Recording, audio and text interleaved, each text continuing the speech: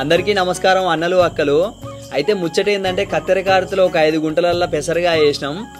అప్పుడే ఎందుకు వేసినాం అంటే మనం యాసంగి వరి కోసినాక బోర్లు ఖాళీగా ఉండడం ఎందుకనేసి మన ఇంటి మందం పెసరగా వేసి పారించినాం. అయితే మంచిగానే మొలిచినాయి, కానీ ఇక నేనేం తక్కువ అని గడ్డి మాత్రం గట్టిగానే పెరిగింది.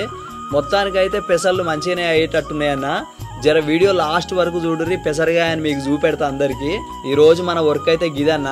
ఇట్లా పెసరగాయ తింటా ఉంటే తినబుద్ధి అవుతుంది. అయితే చిన్నప్పుడు మా అన్న, నేను, చెల్లె అందరం కలిసి బాయికాడికి వచ్చినాక చాలా ఎకరాలల్లో మస్తు మంది అంటే మస్తు మంది పెసరగాయ, పల్లి, నువ్వులు ఇవన్నీ వేసేది. కానీ ఈ రోజులలో అన్ని కమర్షియల్ క్రాప్స్, పత్తి అవి వేస్తున్నారు కదా. అప్పుడు ఎటు చూసినా అయినా పల్లికాయ, పెసరగాయ ఇవే ఉండేది. ఇక సాలు పట్టినా అంటే మంచిగా మునుము బట్టి తినుకుంటా పోయేది.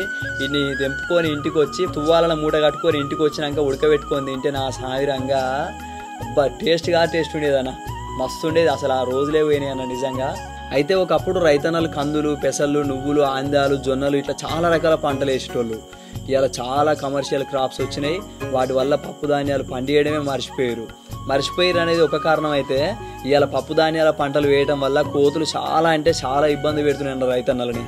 అయినా కోతులు ఊర్లోకి, రైతన్నల పంట పొలాల్లోకి రావడానికి ముఖ్యంగా కారణం ఏంటంటే మన స్వార్థమే అన్న. ఇవాళ అడవులను నరికేసినాం, ఎన్నో రకాల కంపెనీలు, ఫ్యాక్టరీలు స్థాపిస్తున్నాం. ఇట్లా కోతుల ఆవాసాలను మనం కబ్జా చేస్తే అవి రాకుంటే ఏం చేస్తాను ఇక.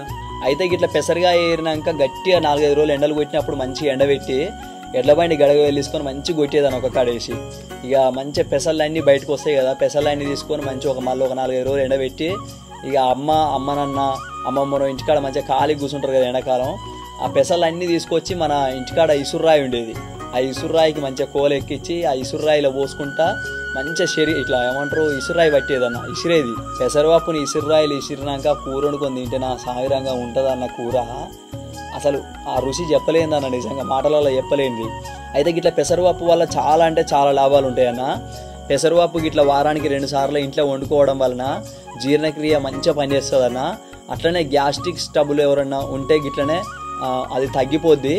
చాలా అంటే చాలా లాభాలు ఉంటాయన్న. పిల్లలకిన ఈ పెసరపప్పు గిన పెడితే చాలా అంటే చాలా లాభాలు ఉంటాయి. ఎదుగుదల కానీ స్పీడ్ ఉంటుంది, మైండ్ షార్ప్ పనిచేస్తుంది. చాలా అంటే చాలా లాభాలు ఉంటాయన్న. ఎప్పుడన్నా పెసరపప్పుతోటి ట్రై చేయరు. పెసరపప్పుని వారానికి 2 సార్లు వండుకోవడానికి ట్రై చేయరన్నా. అట్లనే మొన్న చూపించిన కదా మన గొర్రెపొడేళ్ళని ఒక పక్క నుంచి మేపుకుంటూ వస్తున్నాం. పెసరగాయ ఏరిన కాడ ఇక మంచిగా వాటిని తోలినాం. అవి రోజు చేనులోనే పడుతుండే పెసరగాయల. ఇక వాటికి మస్తు సంబరం అనిపిస్తున్నాను ఇవాళ. ఎందుకంటే పెసరగాయ ఇష్టంతో తిన్నాయి నిన్న మొన్న. కాకుంటే పెసరగాయ ఈరోజు ఏరినాం, పూతగిన అది పైన ఉంది కదా, అది ఎదురుక తింటున్నాయి.